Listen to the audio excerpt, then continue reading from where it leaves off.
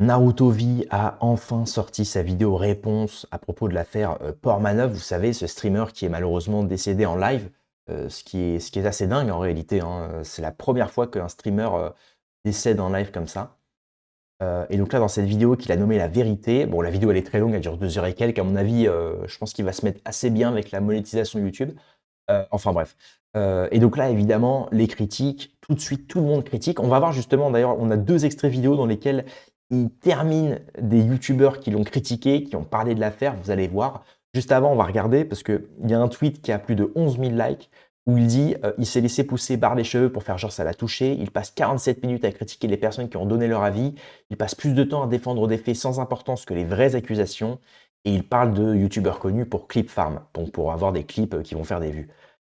Et 11 000 likes. Donc c'est-à-dire que les gens sont majoritairement d'accord avec les gens qui sont contre Naruto V. Ce qui est quand même qui est pas anodin. Ce qui est pas anodin. On va regarder la première vidéo, ça dure 1 minute. C'est Naruto qui anime Billian et Nico suite à leurs propos sur le décès de JP. Regardez bien.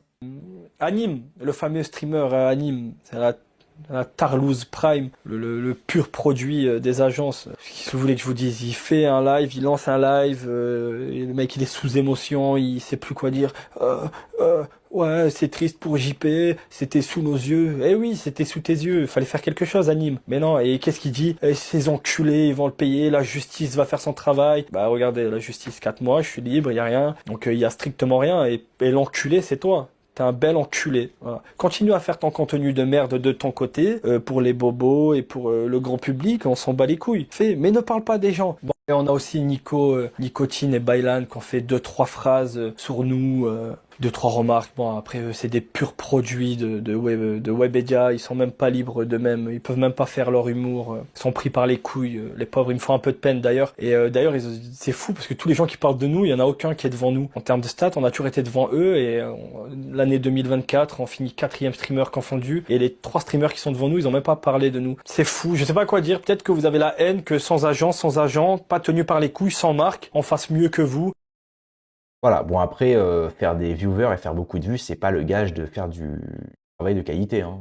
On le voit d'ailleurs dans le monde de la musique, dans tout d'ailleurs aujourd'hui, hein. Ce qui rapporte des vues, c'est ce qui buzz en fait. C'est ce qui provoque de la réaction. Donc forcément, la plupart des lives, ils se basaient sur l'humiliation d'une ou plusieurs personnes. Donc forcément, ça génère des vues. Mais c'est pas gage de qualité. Il y a des créateurs qui font très peu de vues, mais par contre, ils font un travail d'énorme qualité, hein. Enfin bon. Et des fois, certains arrivent à relier les deux, la qualité et justement le fait de faire des vues, etc. Donc là, l'argument tient pas vraiment. On voit effectivement qu'il... Là, je suis assez d'accord avec le premier tweet. Il parle souvent de choses qui n'ont pas vraiment leur importance et il parle pas des faits en lui-même. C'est qu'il y a quand même un de ses soi-disant meilleurs amis qui est décédé. Et quand il est décédé, il lui a jeté une bouteille d'eau. Enfin voilà, je vais pas rappeler tous les faits, hein, mais c'est quand même assez dingue, hein. C'est une drôle d'amitié en tout cas. Donc là, cette fois, on va regarder. Là, il répond à Adé Laurent, à Bassem, Tom sur Snap et Coco. Écoutez bien. Un homme de la télé-réalité, etc., qui finit par faire du porno. Donc on a ce mec qui fait une vidéo pour dire qu'on est des pourritures, qu'on va payer, etc. Mais tu vois la différence, c'est que moi, je parle pas des gens, j'ai pas besoin de parler des gens. Tu vois, le jour où tu as été accusé de viol par des femmes, j'ai pas pris la parole, ni sur mon live, j'en ai pas fait une vidéo, JP n'en a pas parlé non plus, parce qu'on s'en bat les couilles de ta vie, tu comprends? Et moi, personnellement, j'ai jamais été accusé par quelqu'un de quelque chose de concret. JP n'est jamais allé à la gendarmerie dire que je le séquestrais ou que je le tabassais, tout simplement. Les seules personnes qui m'accusent sont des gens qui nous connaissent pas, comme toi. Et donc, toi, t'es accusé de viol par une femme. Je pense que pour parler des gens, il faut avoir une certaine intelligence et être une bonne personne. Voilà, faut être une bonne personne, faut prendre du recul, faut aller chercher tous les éléments. Or, toi, tu es accusé de viol, tu la fermes ta gueule, d'accord? Petite pute, ouais, c'est très important, petite pute. Tu fermes ta gueule et tu règles d'abord tes problèmes de viol, d'accord? On a aussi... ah oui, un certain influenceur lifestyle, trading, Tom sur Snap. Oh là là. Les gens qui parlent de nous sont des exemples. Un homme qui arnaque sa communauté, arnaque des pères de famille, des gens crédules il fait jouer des gens d'argent, le trading, nanani. Il vit sur leur cul, il a ruiné des vies, ils ont mis des gens en galère, sûrement des gens qui ont dû se foutre en l'air ou dans des merdes pas possibles à cause de ce genre de personnes. Et lui fait des vidéos pour nous insulter. Ah, ce que vous avez fait à JP, l'adresse a été publique, hein, t'as un problème, tu viens, je te nique ta mère. Je te nique ta mère, la pute. Ok? Donc on a ce fils de pute qui se permet de faire des vidéos sur nous. Ah, aussi, j'ai oublié. Coco, Kim Nasdas, la pute qui vend son corps sur internet, incroyable, qui nous fait des leçons de vie, une meuf qui vend son corps sur internet. Voilà. Une pute. Elle a même pas le droit à la parole, cette pute. Ouais, vous allez me tomber dessus pour cette phrase, je m'en bats les couilles. Elle a pas le droit à la parole. Vends ton corps, va faire le tapin, JP, les meufs comme toi, il est payé. Tu comprends? Pour les baiser. Voilà, il est payé. Ou il payait vos mimes ou vos trucs pour vous faire vivre, bande de pute. Ok? Ne parle pas des gens. Tu comprends? T'as pas le statut pour parler des gens. T'es une pute. Voilà.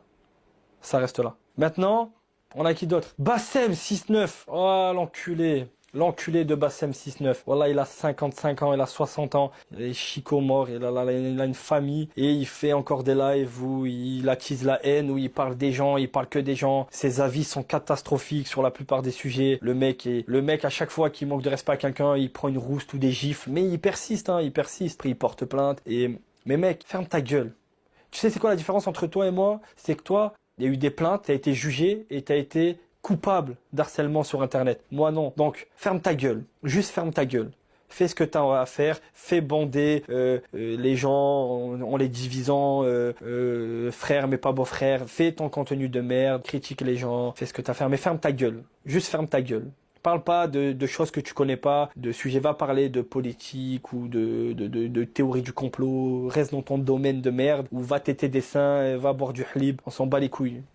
En fait, sa technique, elle est intéressante, c'est que comme il est dans la merde, il se dit, je vais parler de gens qui sont encore plus dans la merde. C'est une technique, c'est très intelligent, hein. J'avais vu ça dans un bouquin, je l'avais vu dans l'investisseur intelligent. C'était une manière, il disait, voilà, non, c'était pas l'investisseur, qu'est-ce que je dis, c'est un livre sur la psychologie.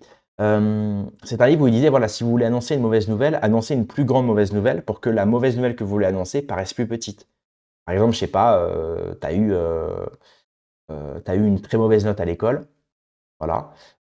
Et bah, tu dis à tes parents, voilà, j'ai eu un accident en moto, ah, la moto elle est cassée, et cetera, j'ai la jambe cassée et tout, hop. Et après tu dis, non mais je rigole. Par contre, voilà, j'ai eu une mauvaise note à l'école aujourd'hui. Et là, bon, les parents ils vont dire, ah bah ça va, c'est que ça, ok. Alors que si tu avais directement dit, j'ai une mauvaise note, ah bah là tout de suite, c'est. Vous voyez ce que je veux dire? Et là, il fait un peu pareil. Il parle de gens qui sont accusés de V-word, qui sont condamnés pour harcèlement, etc. Il parle de gens, en fait, quasiment toutes les personnes qu'il a citées, c'est quasiment toutes des crapules, hein. Comme ça, voilà, il parle de gens complètement extrémistes, etc. Comme ça, lui, bon bah, il paraît pour le saint, parce qu'en plus, comme il les critique, bon bah ça va. Et c'est une technique très très intéressante. Et je pense qu'il a fait appel à un cabinet de conseil ou quelque chose comme ça pour faire sa vidéo. Parce que on voit tout est bien mesuré, etc. Sauf son langage, il n'arrive pas à se retenir, ce qui le décrédibilise un peu d'ailleurs. Il aurait dû rester calme. Mais voilà, mais c'est bien, il montre son vrai visage finalement. Bien que moi, je m'en fous un peu de ces histoires, hein, mais c'est intéressant, la psychologie humaine dans toutes ces affaires, etc. C'est assez intéressant. Bref, rendez-vous pour une future actualité et à plus tard.